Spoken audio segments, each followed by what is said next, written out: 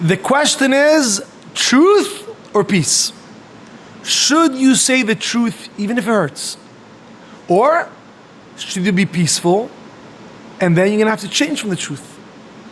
Very often we have this conflict. We want to be people of peace. We want to be people of truth. We want to be able to be friends with everyone, to keep the peace in our families, in our communities, but we also have to want to be true and anchored in our truth. Is it possible for truth and peace to coexist? That's the question we're going to be dealing with today in the classes in the new series of Pirkei Avot. Welcome all to a new series on Pirkei Avot. This series will be running for 6 weeks, Bezrat Hashem. From now till Shavuot, we're going to be exploring Pirkei Avot, one chapter every week. This series has been graciously sponsored by our dear friends, the Sweka family. May they see Hashem's blessings in shidduchim, in kids, in health and wealth for many years and generations to come, Bezrat Hashem.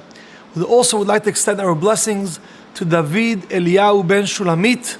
May he see Hashem's brachot, shefa ad blidai, for him and for his family. Tonight, Chaf Nisan is also the yahrzeit of two very special Jews, Betzalel ben Shraga Feivel, and my wife's grandfather, Avram Shmuel ben Moshe. Both of these Jews, their yahrzeit is tonight, Chaf Nisan, and their kids and grandkids are illuminating the world with Torah and mitzvot. May they see Hashem's blessings, Bezrat Hashem. Pirkei Avot. Pirkei Avot is a very popular book. Pirkei Avot is widely known. Ethics of our fathers. Who doesn't know Pirkei Avot? What we learn every week between Pesach and Shavuot. Why is it that we learn Pirkei Avot and why is it so important? And what's going to be unique about this series that we're giving here? So Pirkei Avot is a masechet, a tract in the Talmud at the end of Seder Nezikin, and it's a full masechet dedicated for ethics, for midot. Originally with 5 chapters, and then when adapted into the 6 Shabbatot between Pesach and Shavuot, a 6th chapter was added from the Braitot. Thus, we have a program. Every week we have one parak. Why do we learn this masechet now? Many reasons have been given. We're going to focus on the one that Pirkei Avot is the masechet that prepares us for the giving of the Torah. So we all know Shavuot is coming up. We're counting the Omer every night. We all want to come ready, excited, positive, mentally prepared, spiritually prepared for the receiving of the Torah. How can we prepare? Our Chachamim told us a very clear path. Learn Pirkei Avot. Analyze those messages. And the Lubavitcher Rebbe would say often that the way people learn Pirkei Avot, especially on Shabbatot in the afternoon, is usually they learn it quickly, they read it. Some shows they read it publicly, one kid reads it in front of everyone. Some shows everyone reads it privately, but it's being read, not necessarily being learned deeply and analyzed. And the Rebbe would say, take one Mishnah. Take one Mishnah and analyze it deeply. Try to figure out the message and the depth behind it, and that one Mishnah is going to illuminate the whole parak and the whole chapter. And that's what we're going to do here. We're going to take one Mishnah every week, we're going to learn it deeper, and try to make it relevant in our lives, especially as we're preparing for Shavuot. And I'm going to try to point out how this Mishnah teaches us an important skill, an important midah, an important perspective in us getting ready for Shavuot. I'm excited for the journey. Thank you for joining us. The first parak of Pirkei Avot, parak Aleph, ends with a Mishnah. And the Mishnah reads the following. Rabban Shimon ben Gamliel Omer. Rabban Shimon, the son of Gamliel, would say, Al shlosha dvarim ha'olam omed. Some versions, ha'olam kayam.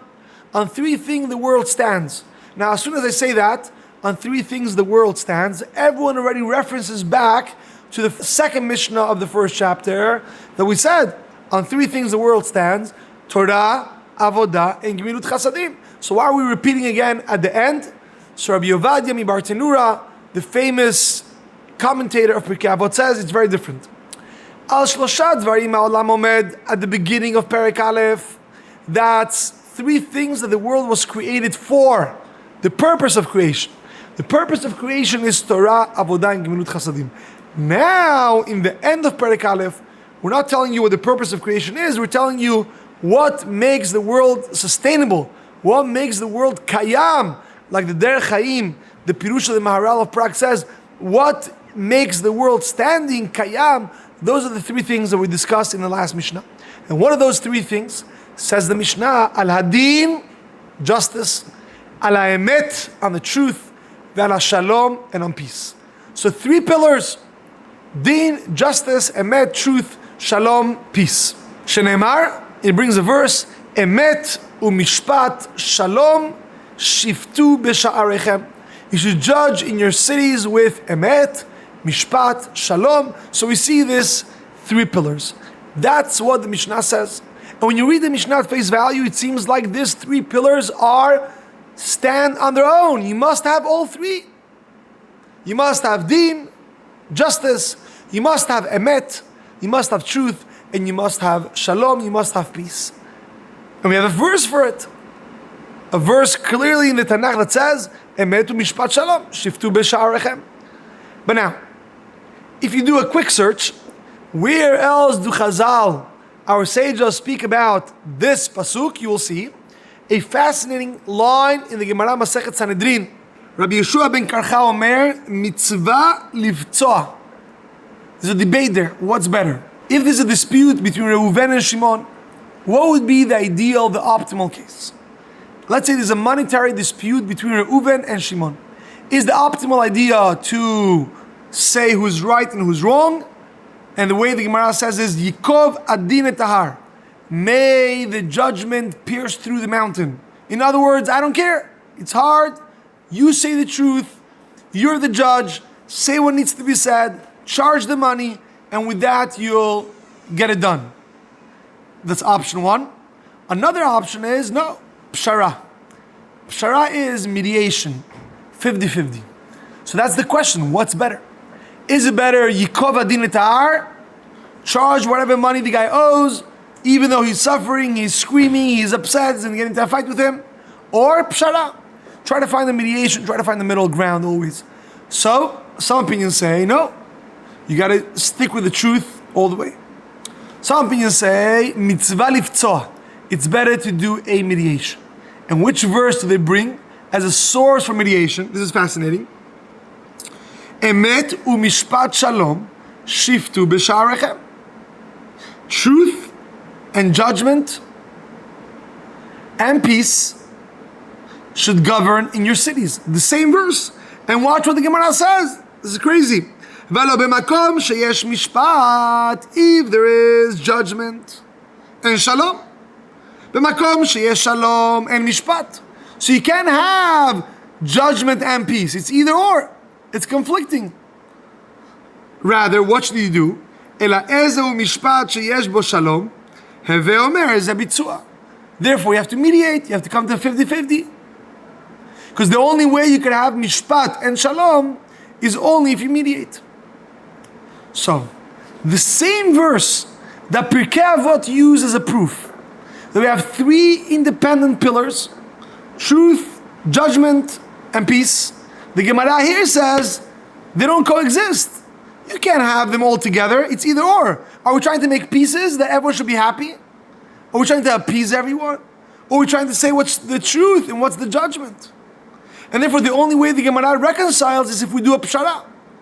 If we do a 50-50, which is obviously not the truth, because someone here owes money and someone here doesn't owe money. So the best would be to find who's guilty and who has to pay and make him pay. So what if he screams? So what if he gets into a fight? Yikov adin et tahar.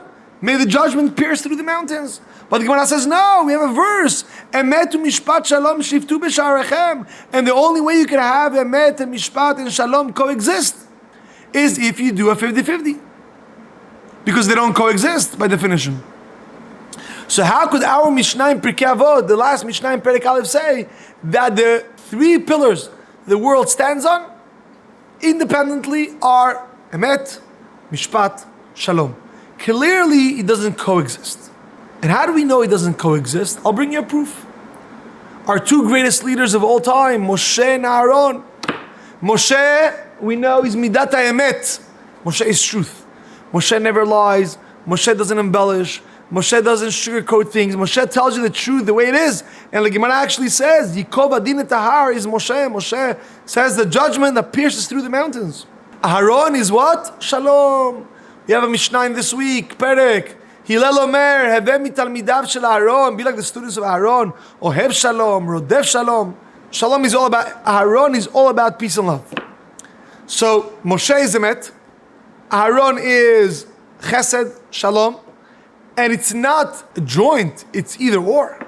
How do we know? Because in the passing of Moshe, the last verses of the Torah speaking about the passing of Moshe, that the Gemara has a debate who wrote them, right? Whether it was Yeshua or Moshe wrote them crying. But the verse says, Vayivku oto bnei Israel. The male of Israel cried when Moshe Rabbeinu passed away. And Rashi right away points out, but about Aharon, it says, Vayivku oto kol bet Israel. That all of the house of Israel cried about Aharon. So, Hakdabi. So Rashi says, yes, because Moshe Rabbeinu is Emet.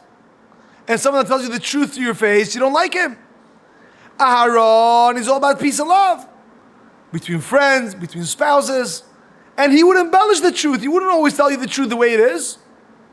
How do we know? Because the Midrash says, if two people would be fighting, Aharon would come to A and tell him, you know how much B loves you? Even though that's not true, they're killing each other. Or if a husband and wife would be in a fight, Aharon would go over to their husband and tell him, you know, your wife really loves you. She would love that you guys should get back together. And he would tell the husband the same thing, even though it wasn't true. So Aharon clearly chose the path of Shalom over the path of Emet. It's either or. And yes, if you're looking for approval rate, you want everyone to love you, you better be a man of peace. That's why Aharon, Vayivku oto kol bet Israel. And by the way, the fact that Moshe Rabbeinu wrote that on the very last psukim, that shows that Moshe Rabbeinu in the end of his life realized the greatness of Aharon. That by him it's only going to be the male. Because the Emet, you lose a lot of friends on the way. But with Shalom, look, my brother, Vayivku oto kol bet Israel. The Midrash says, the desert, Am Yisrael named their kids after Aharon. There were hundreds of Aharons. Moshe's, we don't know. Aharon, there was a lot. Because every couple that got back together and had a kid, named him Aharon. So clearly it's either Emet or Shalom. The famous two houses, the house of Hillel and the house of Shammai. One stands for Emet, Shammai, says the truth in your face, and one is, Bet Hillel is Shalom. So we could debate from today to tomorrow which is greater. But you can't tell me they both coexist. So how could the Mishnah says there's three pillars, and each one is needed? Din, Emet, and Shalom, as if these three pillars coexist and work in joint to make the world stand, when we know clearly you gotta choose either Moshe or Aharon, either Bet Shammai or Bet Hillel, either Emet or Shalom. So what is going on over here? In order to understand this, I would like to explore a few Gemarot that talk about when could a person lie, or could a person lie for the sake of Shalom, that would further bring out the point how much seemingly Emet and Shalom are a contradiction. So, first and foremost, we have a famous Gemara in Baba Metzia. The Gemara in Baba Metzia, Daf Chav Gimel Amud Bet, speaks about lost and found. When you lose an object, the only way to retrieve it is by giving simanim, by giving specifics about that object. However, the Gemara says, if the one who lost the object is a Talmid Chacham, someone who never lies, then you could show him the object, and then he could see, yeah, this is mine, this is not mine, we trust him. Usually you can't show the object to the one claiming it unless he gives clear specifics. But for a Talmid Chacham, a Torah scholar, you're allowed to because he doesn't lie. How do we know he doesn't lie? The Gemara says, so this is someone who only lies about three things. So he does lie, but only about the things that you're allowed to lie. What are the things you're allowed to lie? The Gemara says, Amar Rav Yehuda Amar Shmuel, Behanitlat mili avidi rabanan demeshanu bemilayu. There's three things that the Chachamim change their words. They don't necessarily say the full truth. B'masechet, when you ask them, oh, are you clear in this masechet? Because they're so humble, they just say, no, I'm not really clear. Bepuria, in intimate matters between them and their wives, because of modesty, they don't talk about it. And they try to avoid the conversation, and perhaps even not say the truth. And the third thing is be'ushpiza. When someone asks them, oh, I heard you ate Pesach in the house of Rabbi so-and-so, how is the food there? So because they don't want to overburden the host, and if they say the food is amazing, everyone will go there. So therefore they say, oh, the food is decent. The food is okay. Because they don't want to overburden the host, now the whole community is going to want to eat there. So we see clearly that even those chachamim that were so careful in their words, which therefore we could trust them in lost objects without giving the specifics, yet there is cases that they're allowed to lie. They're allowed to embellish the truth or a white lie. Furthermore, the Gemara in Masechet Yevamot, Daf Samach Hei Amud Bet, the Gemara says, Amar Rabbi La Mishum Rabbi Eliezer Rabbi Shimon, Yevamot Samach Hei Amud Bet, Mutar lo le'adam leshanot bidvar hashalom. A person may change the words for the sake of peace. For the sake of peace, you could change. Shneimar, as it says in the verse, Avicha tziva, ko tomru leYosef ana sana. The brothers of Yosef, after Yaakov passes away, they tell Yosef, you should know, your father told us, don't take revenge. Forgive your brothers. Now that conversation never happened. Yaakov never thought that Yosef would ever take revenge from his brothers. So why did the brothers say it? Why did they make up words that never happened? Why did they lie? Oh, the Gemara says, from here you see, you're allowed to do it, mipnei shalom, for peace. In order for the family to stay together, the brothers of Yosef made up a conversation about their father that never existed before. Furthermore, the Gemara says, Rabbi Natan says, not only is it mutar, you're allowed to, but mitzvah. Sometimes it's a mitzvah to lie for the sake of peace. Shneimar, it says in the verse, Vayomer Shmuel. Shmuel told Hashem, when Hashem told him, go nominate young David as the next king. So Shmuel tells Hashem, Ech elech v'shama Shaul v'hargeni. How am I going to tell Shaul that I'm going to nominate young David as a king instead of him? That's going to put me in danger in front of Shaul. And Hashem told him, don't you worry about it. Just tell Shaul that you're going to make a sacrifice. And yes, you are going to make a sacrifice, but that's not the real reason of your trip. So in other words, Shmuel changed his words to Shaul. He didn't say the full truth. He didn't say he was actually going to nominate. He said, oh, I'm going to make a sacrifice. But the full truth was, yes, I'm going to make a sacrifice in the context of nominating a new king. And the Gemara learns from that, you're allowed to lie for the sake of truth. So we see clearly that there's two values that are contradicting, Emet and Shalom. It's either or. Furthering our question. It's interesting, in brackets, that Gemara that speaks about mutar, you're allowed to change for the sake of truth. Mitzvah, sometimes it's even a mitzvah to change. 2 pages before that, fascinating, the Gemara over there says, a interesting story. In that Yevamot Daf Samach Gimel, the Gemara says, there was one time, it's a humorous story, Rav, his wife, would always do the opposite from what he would say. So Rav, if he wanted to eat rice, she would make him beans. If he wanted to eat beans, she would make him rice. So she was a very good wife, yeah? Whatever he said, she would do exactly the opposite of what he has asked her. Okay? I'm sure no one in the audience has ever experienced this. But Rav had this amazing wife, Eshet Chayil Mimtza, that whatever he would say, she would do exactly the opposite. So, as his kid Chia grew up, one time Rav tells his son Chia, go tell mother to make me rice. He already expecting that his mother will make beans just to get the opposite. So Chia, who's a smart boy, tells the mother, father asked for beans. So the mother would do the opposite. So she made rice.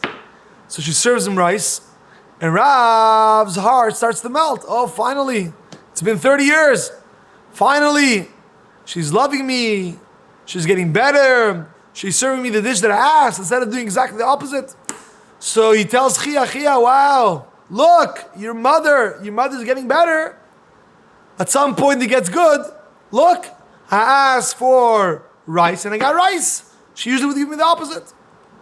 So Chia tells Father, no. I am the one, I'm the clever guy. I'm the Ben Chacham. I told mother, you asked for rice. I knew she would make you beans. So I told mother beans for her to make you rice. So the father rebuked him and told him, don't teach yourself to lie.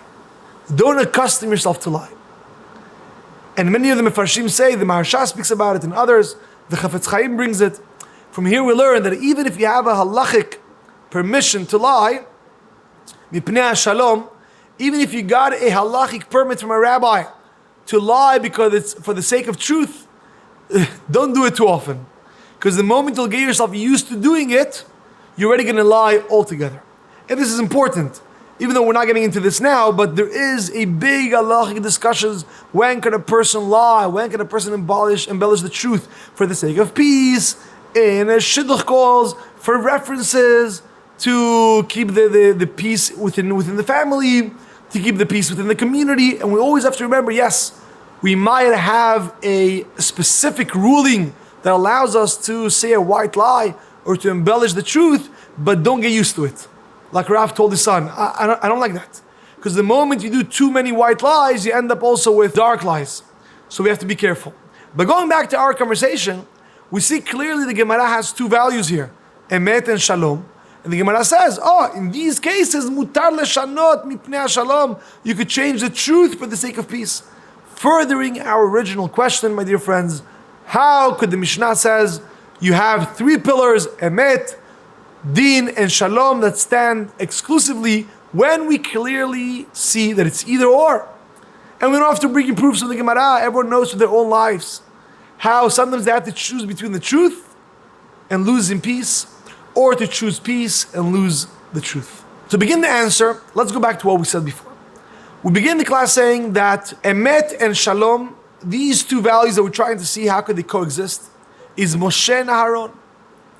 And this is also Hillel and Shammai. Hillel said, Hevemi talmidav shel Aharon. So clearly Hillel is a man of Aharon. Shammai, says the Kabbalah, Shammai is the same gematria, the same numeric value as Moshe. Maleh, Mem, Vav, Shin, Hey is 351. The same gematria as Shammai. They both stand for the midah of truth. Now, let's analyze one argument between Bet Shammai and Bet Hillel, which to me, this is the key to understand how could Emet and Shalom coexist. And this argument is in Masechet Ketubot, very widely known, Daf Tetzayin Amud Bet at the bottom. The Gemara says, Tanu Rabbanan Keitzad Meragdin Lifnei Akala. Question, how should we dance in front of the bride? In other words, how should we make the groom happy about his bride? What should we tell him? You walk into a wedding, what should you tell the groom? Says Bet Shammai, it's very simple. Kala kemot shehi.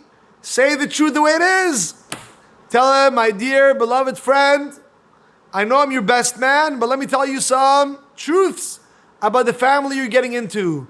Let me tell you some truth about the bride that you just chose for yourself. Say the truth. Don't embellish. Emet. Bet Shammai is like Moshe Rabbeinu. Yikov adin et tahar.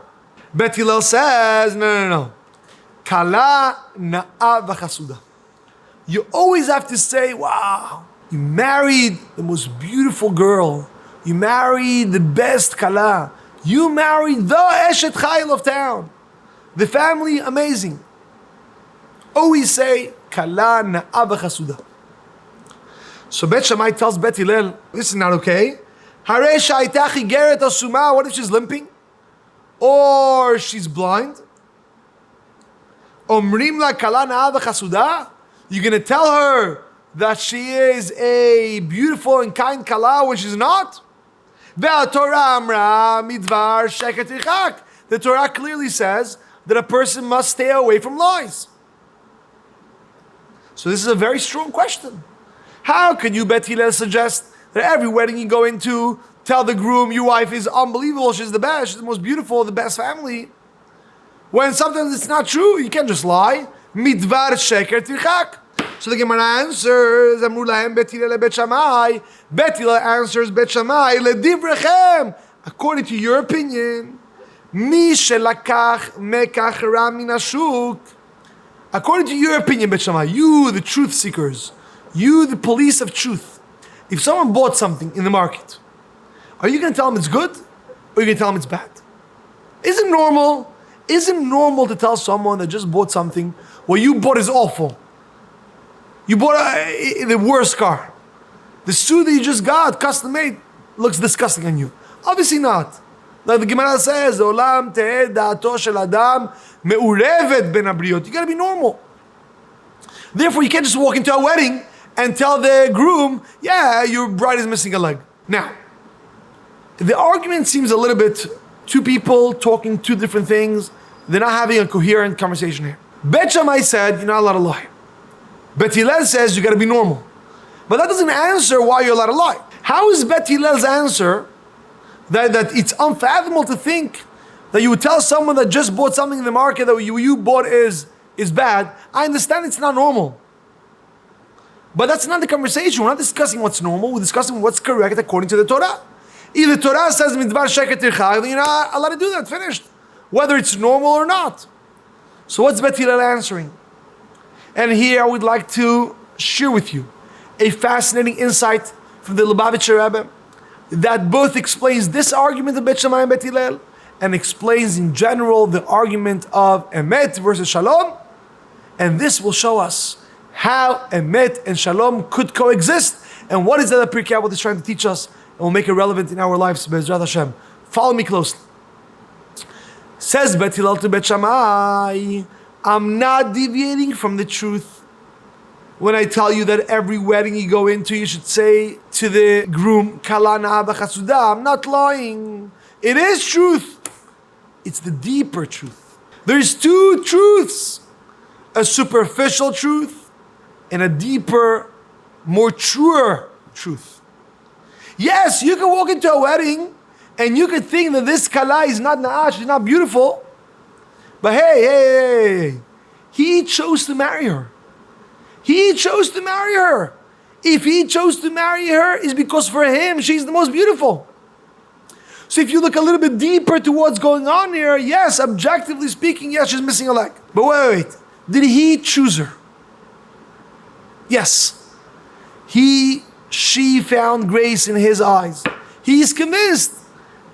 We all go to weddings every now and then, and we all see the eyes of the Khatan and the eyes of the Kala in the Chuppah, and they both feel it's a beautiful thing. They both feel like they got the best. They got the best. And it's a very important blessing.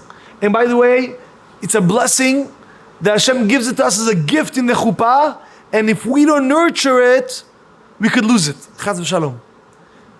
Hashem gives us a gift of the Chuppah that we feel like our partner is the best. And that feeling could last a lifetime. At the beginning, without work, once the Sheva Berachot pass, 30 days pass, you got to start nurturing it. But if you nurture it, you will see the blessing continue. And there's no better, most beautiful way to live than to every day be deeply convinced that you're married to the best person on earth. So says Bet Hillel to Bet Shammai, I'm not changing. This is not a Shalom versus Emet debate. This is an external Emet versus a deeper Emet debate. You looking at things from an external perspective. Therefore, you think she's not beautiful. But I'm looking deeper. Look what's really going on over here. There's a Jewish boy who is getting married to a Jewish girl, and he really feels she's beautiful, and he really feels she's the best for him, and he's happy, and he's excited, and he's crying on his chuppah. Is that not Kala na'ava chasuda? Is that not beautiful? Who cares what you think? That's your external, superficial truth. Look at it from a deeper perspective.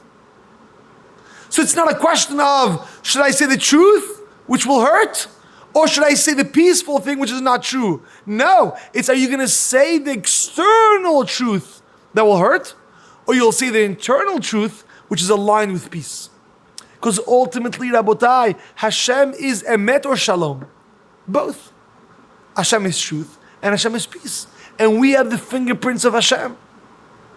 Every person, every human, especially Bnei Israel, we have that fingerprint of Hashem in us. Emet and Shalom together, we just have to look at it from a deeper perspective. you look at it from a deeper perspective, you're going to realize that the conclusion of Shalom and the conclusion of Emet is much closer than what you thought. Let me give you a practical example, and I'll illustrate it with a story from the Lubavitcher Rebbe. So, the directors of the yeshiva in Montreal would meet with the Rebbe once a year to discuss the students and how they're doing and the plans for next year. And the directors told the Rebbe, we have a student that's not showing up, he's not learning, he's not waking up in the morning, he's not a good influence on the younger students, we got to get him out of the yeshiva, we're going to ship him out. We don't need him in Montreal, let him figure out what to do next year. And listen carefully to what the Rebbe told the Rosh Yeshiva of Montreal. The Rebbe told him, take that student and tell him that I said that he should be Rosh Chabura for next year. Nominate him as a teacher for the younger group, which usually is something very prestigious. Oh, the best bacher, the most important, studious, diligent student, he gets to be a Rosh Chabura, he gets to teach, to be a mashpia, a younger group. And the Rebbe says, this boy that you're about to throw out, keep him for another year, and not only keep him another year like b'di'eved, and stand by, keep him for another year as a Rosh Chabura. Tell him you want him as a teacher in the school for the younger kids. And the Rosh Yeshiva was about to lose his mind. This boy, he will be the role model for the younger students. That's what the Rebbe says. He goes back to the yeshiva and he calls in for a meeting, this younger student. And the student walks into the office and his heart is already shaking. He knows, this is the meeting where he's being told that you will not be continuing next year. And the Rosh Yeshiva tells him, we've been watching closely your behavior, your learning the past couple of years. And he's like, okay, this is it. Pack your bags and go. Yeshua says, and we really feel that next year you should be a Rosh Chabura for the younger Bacher. His heart almost dropped. Me? I should be. That's what the Rebbe feels. The Rebbe feels that you should be the Rosh Chabura. He walked out so empowered, so motivated, that he went straight back to the Bet Midrash and didn't stop learning day and night, preparing for the next year, so he could be the best role model for the younger students. Now let me ask you, who saw the truth? Forget about Shalom. Let's talk about Emet. Who saw the truth? The Rosh Yeshiva who wanted to throw him out? Or the Rebbe who said, put him as a Rosh Chabura? They both saw the truth. Rosh Yeshiva saw the truth. He saw it every day.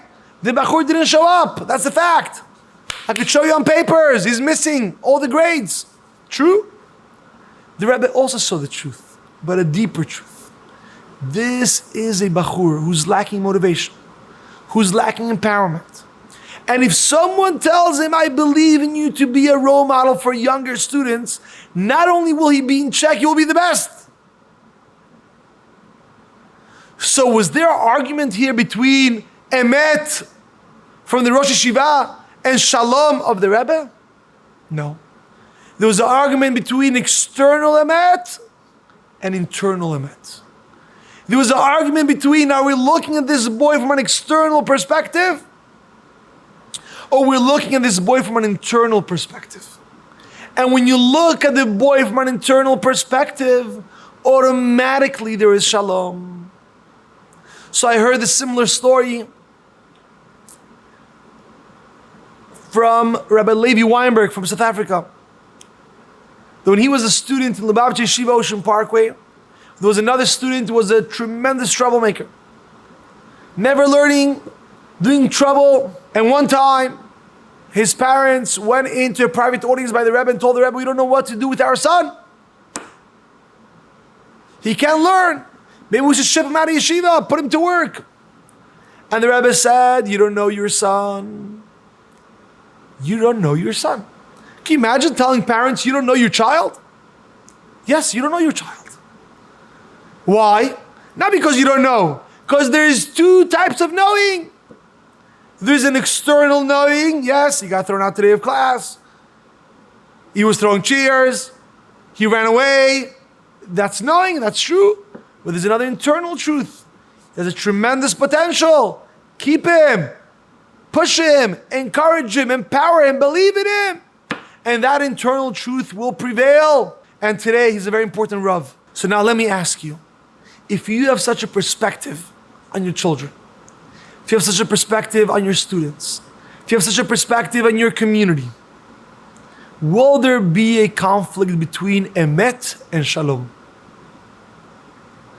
Whenever you feel like there's a conflict between Emet and Shalom, is because you're looking at things from an external perspective.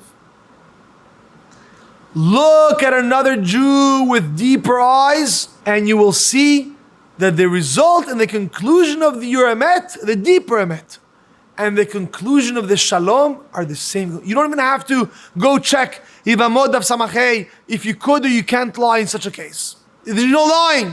It's true. It's the internal truth. But how? Where do I pick up those glasses? Where do I pick up those glasses to be able to look at another Jew from an internal perspective so there's no conflict between Emet and Shalom? So his internal truth prevails the external truth, and I can reach peace, which is aligned with truth. Says the Mishnah, before Shalom, before Emet, says the Mishnah, Din. What's Din? So Din is justice. Mefarshim also says Din is the justice of the Torah. You have to learn Torah in a way that will teach you how to judge, how to do justice. Very often we judge, we do Din externally.